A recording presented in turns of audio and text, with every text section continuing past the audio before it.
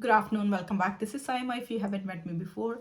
In today's video, I'm going to talk about my symptoms in the second trimester. Already made one video on my first trimester symptoms. The reason why I'm making this video, because with my first pregnancy, with my first baby, I couldn't record and I regret it. And a lot of people, they still ask me what kind of symptoms you were having.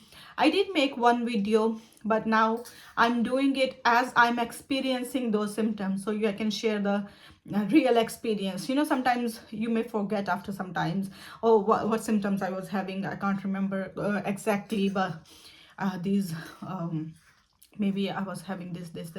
Yeah, maybe for some people they have really good memory and they are able to remember everything, but for me I couldn't remember each and everything. So I made one random video only just to show my symptom, the ones I could remember. But this time I thought, okay, I'll make a video in the time when I'm currently experiencing those symptoms. So today I've already completed my 3 months of pregnancy, and my tummy is a little bit big because I could never lose weight after my first baby. Okay, my son is almost, he's 2.5. He'll be turning 3 very soon in this year, and I'm expecting the second one, and 3 months already. Okay, so in my first trimester I was not having much nausea, vomiting, but only for a week I had nausea and vomiting. But that was in the middle of the week because I was eating too much rice and also that my diet was not good. So I felt sick, and with that sickness everything came out. That was the only day 1 or 2 I had nausea and vomiting. After that, in the past 3 months, I never had any nausea or vomiting. The only thing I was experiencing with my first trimester was I was feeling very tired all the time, very sleepy. Even during the day, I was taking a nap for 1 hour or half or two sometimes, but still I was very tired. And to be honest, I just completed my 3 months, but still I'm still having the same symptoms. I still feel very lazy. I still feel very sleepy. However, I think with my first one, with my son, I was not very sleepy. I was not very tired, but maybe because I was not very heavy that time. But now, as you can see, I've gained too much weight. And with my first baby, my weight was, I think, 56 or 57 kgs, whereas now it's 70. So yeah, nobody shares their weight online, man. Okay, yeah, so now it's 70. So you can imagine, I'm not very tall lady. I'm 5 only. So I'm short and heavy. So that could be the reason of breathlessness, and that could be the reason also of reason of me feeling very tired and sleepy. But that's also because of the hormones during the pregnancy. Mostly in the first trimester you will be having the tiredness, sleepiness and laziness, so it's normal. Okay, and in the second trimester, it's been few days now, I feel a little bit better compared to first trimester. I don't feel that lazy. I don't feel that sleepy. Okay. I don't know how it will be later on, but for me, no nausea, vomiting in the second trimester. There was little bit only in the first one also. So yeah, only I feel very breathless. But as I mentioned earlier, because of the weight maybe, and I feel like I want to eat almost all the time. I feel very hungry. So even with my first trimester, I was eating quite a lot, but like every now and then. The second thing I noticed, my skin is getting very rough. Okay. I don't have any foundation on at the moment, but you can see my neck is already dark. The knuckles on the hands, they are already dark, and around the mouth. Even with my first pregnancy, I turned totally black. Okay. My face is still a little bit better because I'm using the serum for moisturize. What is it? what's the name, to keep the face moisturized throughout the day, which was not there in my first pregnancy. I wasn't using any serum, any kind of cream on my face with my first pregnancy. But this time I thought, okay, because my skin turned deadly dry with my first pregnancy, so this time I thought, okay, I'll keep it moisturized all the time, and I can see the difference, honestly. So I'm using this serum, it's called Hydra water something. So that serum I'm using, and I use it regularly every day. I don't have any foundation on my face. I don't use any foundation, to be honest. I just put a little bit of blush on and some lipstick. But you can see the darkness around my mouth. But it's so much better compared to the first pregnancy. So much better. But I'm not using the serum on my neck, but sometimes only when I'm at home. That time only I use it on my neck. But when I go to work, I only use it on my face, all right? Other than the serum, I'm also using... what do you call it, the SPF 50, the sunscreen. Okay, so before using anything on my face, before using any moisturizer, I use the sunscreen also, SPF 50. Whereas in my first pregnancy, I was not doing anything. I was just over the moon. I wasn't paying attention to myself. So all my concentration was for my baby that time. And I didn't know, like, it can cause skin breakout, it can cause dryness, the hormonal reasons. I knew, but I didn't pay attention. So this time I thought, okay, I need to pay some attention to myself also. Also, on top of that, I'm using weekly scrub just to get rid of the dry flakes or dry skin flakes. Okay, so any scrub you can use if you want to keep your skin healthy. Even in the pregnancy, you can use any scrub. Okay, so that's only to keep my skin a little bit healthy. But on the neck, I don't know, it won't go. I know it won't go away. With my mom also, she used to have this blackness all over because of the hormones during the pregnancy, and after the pregnancy it gets so much better. So it's in the genes, so I can't do much about it, but at least I'm trying, and I can see the difference. My face is so much better. And also I can see on my hands, if you'll notice, the blackness around here on the knuckles, and on the arm here, little bit acne on the arms. But other than that, I don't have any other acne problems. But I remember in my first pregnancy, I was having itchiness all over the body. Thank God nothing is there so far. I hope for it to stay as the same, because it was horrible. It was so bad, so bad that I can never imagine to have it again. But maybe because of the weight, I've already gained enough. So maybe that time my body was spreading, or the muscles, the tissues, they were growing, and it was causing the itchiness. That could be the reason.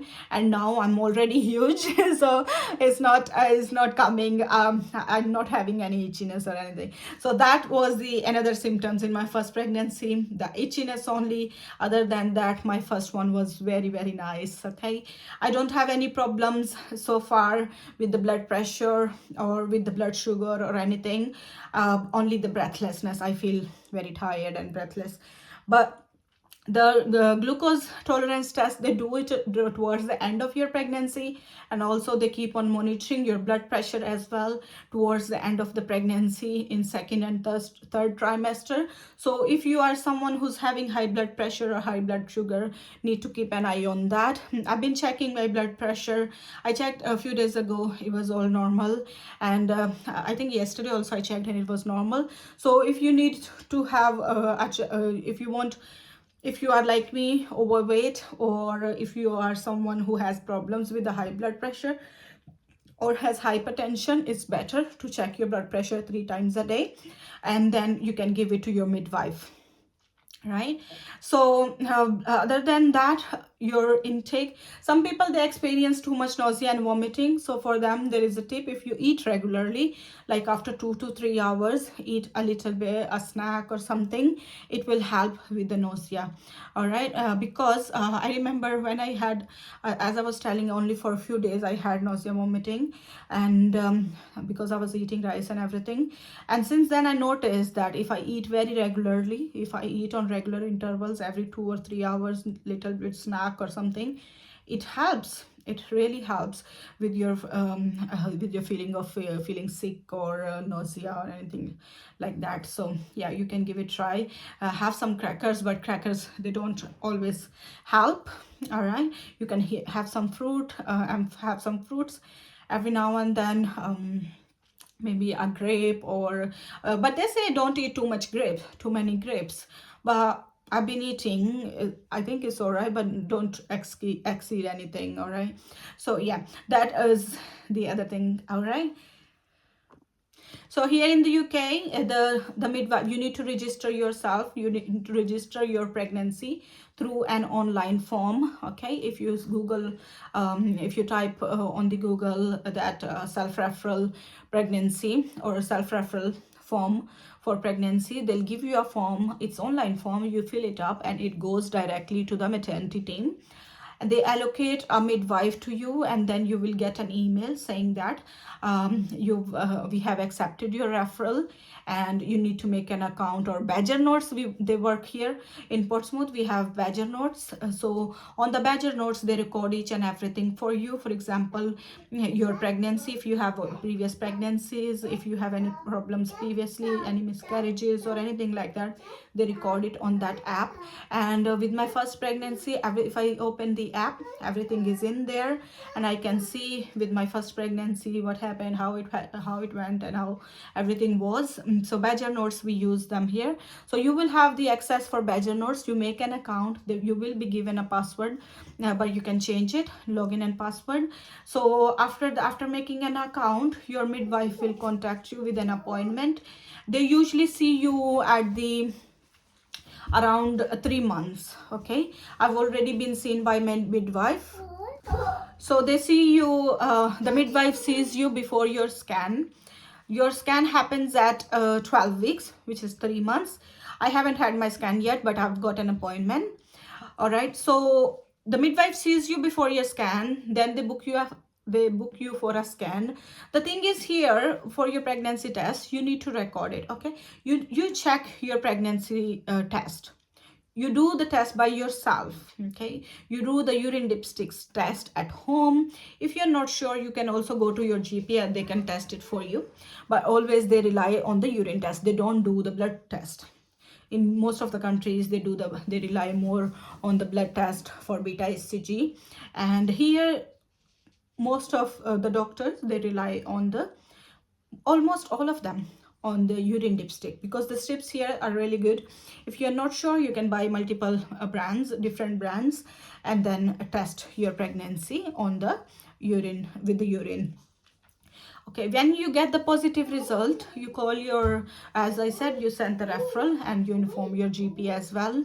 But if you fill up the form, you self-refer, the GP will automatically know. So you don't need to call them, right? So after your pregnancy test, you registered your pregnancy and the process starts. The midwife calls you, you make an account on Badger Notes. You have an appointment for a scan at 3 weeks, at 3 months.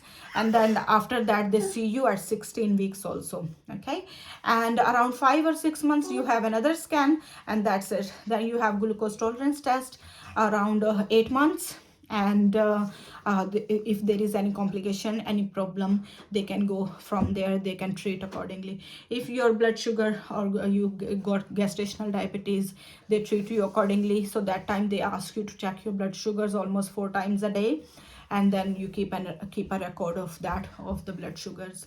So if you have any complications with your pregnancy, they may ask you to come so they can induce your labor. Okay, if there is any problem like preeclampsia or any problems with the baby or cord or anything, so then they ask you to come for the induction.